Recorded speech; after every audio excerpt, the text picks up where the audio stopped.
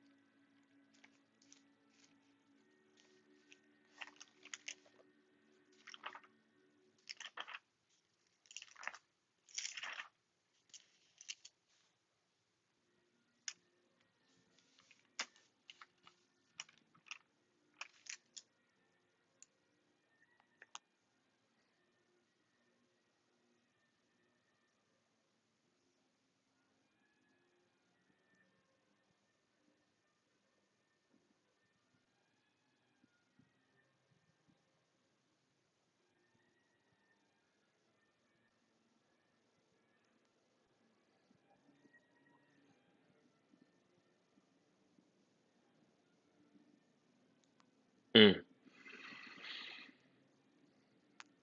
Hey, and yeah, don't get no more plain than that, man. It's straight to the point, man. This thing is taking place right in front of your eyes. We're witnessing, all right, the end, all right, the fall of our enemies. All right, let's get a couple precepts. All right, the Lord said, St. Matthew the 13th chapter, verse 16. It says, but blessed are your eyes, for they see, and your ears, for they hear. For verily I say unto you that many prophets and righteous men have desired to see those things which ye see, and have not seen, and have not seen them, and to hear those things which ye hear and have not heard them. Okay, and one of these things that these righteous men have wanted to see was the fall of our enemies. This is Sirach 25 and 7. There be 9 things which I have judged in my heart to be happy, and the 10th I will utter with my tongue. A man that have joy of his children, and he that liveth to see the fall of his enemy. And we are living to see the fall of our enemies, man. The In that video, scripture came to my mind because what you're seeing is an assembly of great nations. Iran, China, Russia.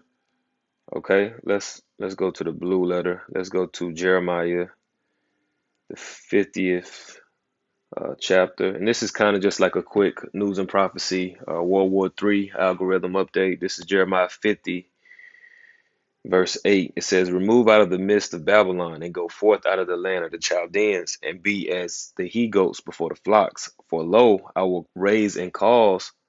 Okay, let's read that again. For lo, I will raise and cause to come up against Babylon, an assembly of great nations from the north country.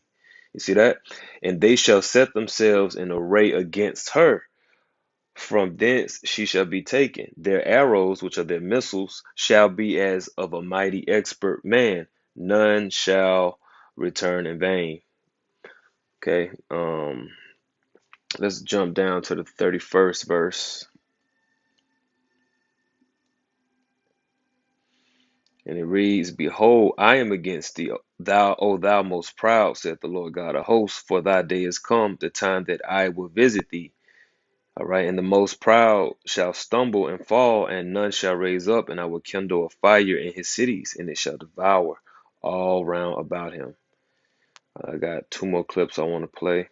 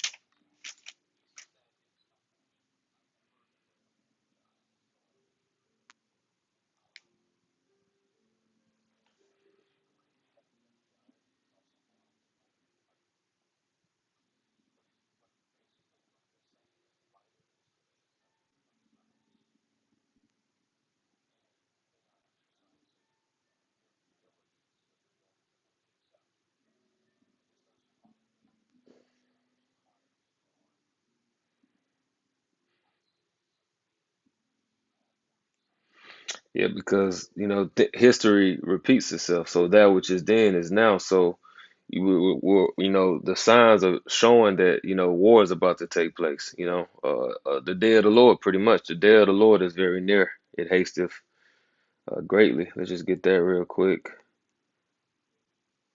I think that's Zephaniah, the first chapter. Yeah, verse 14, it says, "The great day of the Lord is near, it is near, and hasteth greatly. And even the voice of the day of the Lord, the mighty men shall cry there bitterly. That day is a day of wrath, a day of trouble and distress, a day of wasteness and desolation." And yeah, and I was watching the GMS Prime Precepts. He just went live going into how, there's talk of this EMP, and that conversation has been coming, around about over the last few years a lot lately. There's talk about this EMP because the infrastructure of the United States is wide open. You know what I'm saying? And everything is so reliant upon electricity. And it, like the brother said, it does make sense for that to happen, for the electrical grid to get fried. And then this would be the way that they justify rolling in the chip. Okay, so again, it says that day is a day of wrath, a day of trouble and distress, a day of wasteness and desolation. And they said that one of the vids he played that EMP would roughly wipe out about 90% of the population here. See, so hey, we coming into these days here. It says a day of wasteness and desolation, a day of darkness and gloominess. And it could get really dark out here, like figuratively, and literally. A day of clouds and thick darkness, a day of the trumpet and alarm against the fenced cities and against high towers. Yeah, and we're sounding the alarm against, these fenced cities, against, people that are in their comfort zones, thinking everything is stable, thinking everything is okay, thinking, things are opening back up. The jab is being rolled out. People are getting protected, against the thing you know, against the high towers, you see. And I will bring distress upon men that they shall walk like blind men because they have sinned against the Lord. And see, when war happens, it's not a nice thing, man. It's not a friendly thing. All right. Famines take place, prices go up, they surge, Um, and like Dave Hodges is saying, he's seeing the same thing that led up to World War II and Pearl Harbor. All right. It says, "And their blood shall be poured out as dust, and their flesh is as the dung. Neither their and dung is shit. You're gonna shit. If you have a healthy system just moving regularly, you're gonna shit every day. You can count on some shit to come out of you as long as you're eating, right? So, their flesh is gonna be as a dung. Bodies are gonna. The scriptures say how bodies are gonna be around like dung, man. You're gonna be stepping over the bodies. Verse 18, "Neither their silver nor their gold shall be able to deliver them in the day of the Lord's wrath, but the whole land shall be devoured by the fire of his jealousy. For he shall make even a speedy riddance of all them that dwell in the land."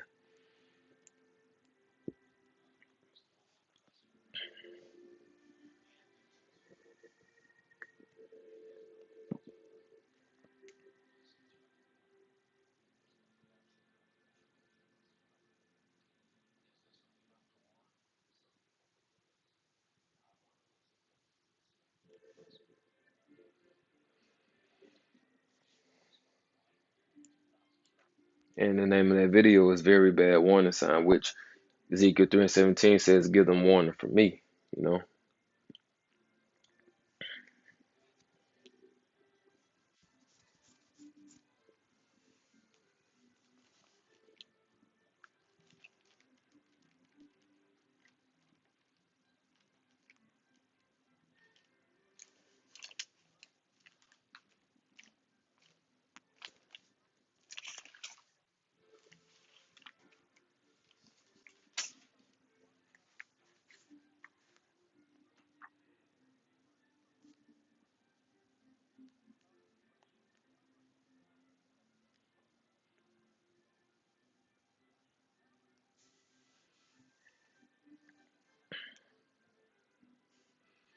you hear that?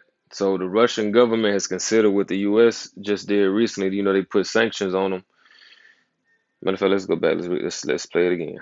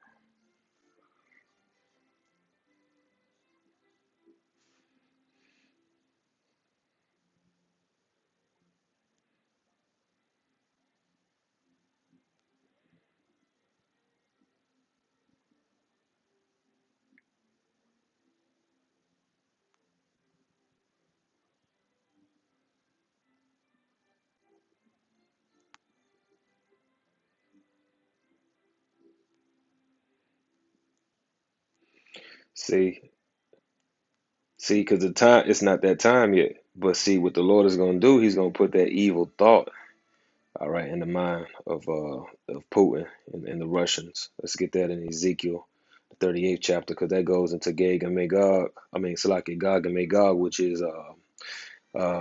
represents Russia today.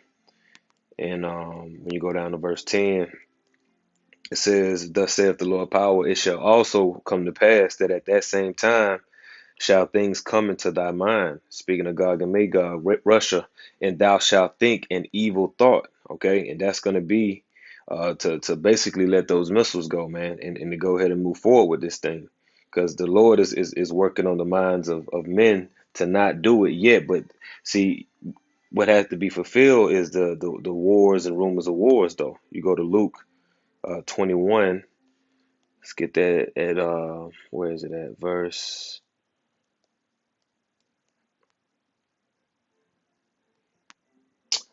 9, he's telling his disciples, letting them know what to look forward to in these last days and times before a second coming. Verse 9, it says, "But when ye shall hear of wars and commotions, be not terrified, for these things must first come to pass, but the end is not by and by." In the NLT, it says, "And when you hear of wars and insurrections, don't panic. Yet, yes, these things must take place first, but the end won't follow immediately." All right. Then said he unto them, "Nation shall rise against nation, and kingdom against kingdom." All right. So when you hear of wars, because matter of fact, when you go to the Saint Matthew is worded a little different. All right, in his account. So Saint Matthew 24:6 says, when ye shall hear of wars and rumors of wars." All right. So let's see what rumors of wars is. Thing heard, instruction, hearsay, report, and that's what we're hearing. We're hearing different reports of things of war. These are things that lead into war, and we're hearing Russia is saying that things that the U.S. has recently done is an act of war. All right, this is comparable to a rumor of war. This is like, oh, what you doing? You basically, took a piss in my yard. You walk by your neighbor's yard and you take a piss in it. That's like you coming against them. You know what I mean? Like, whoa, you know what I'm saying? So now it's like, okay, well, what you gonna do about it? And we getting to that point where, things are about to happen because the elect are sealed. See, when you go to Revelation, the 7th chapter, all we waiting on is the elect to be sealed before everything moves forward. Revelation 7 and 1. "And after these things I saw four angels standing on the four corners of the earth, holding the four winds of the earth, that the wind should not blow on the earth, nor on the sea, nor on any tree." And the angels are given the power, because angels are very powerful. They had a power to destroy everything. But see, they're given, the Lord is holding them back from bringing these things to happening. To what it says, "And I saw," matter of fact, jump up to verse 3, saying, "Hurt not the earth, neither the sea nor the trees, till we have sealed the servants of our God in their foreheads." See, so the elect have to be sealed, all right, with this seal of the names of Yahweh Shem Yahushua in this gospel. Then the calamities and the war, the seventh trumpet, is gonna blow. That's when all hell is gonna break loose, and all these things are gonna happen, in their fulfillment. One after another, simultaneously, all together, man. So, that's what we're waiting on, the Lord to go ahead and move forward. But the elect have to be sealed, just like how at the time of Sodom and Gomorrah being destroyed, you had to get basically Lot and his family up out of there, which represent the elect being sealed, them being, taken out of harm's way. So, real soon, man, this thing is gonna pop off, man. It ain't gonna be no more rumors and no more, little subtle attacks. It's gonna be full-fledged war. It's gonna be a draft. It's gonna be, EMP. All type of calamities taking place. We read how the day of the Lord is. So, Lord willing, this was something that was edifying and informative to the elect, man. Shalom.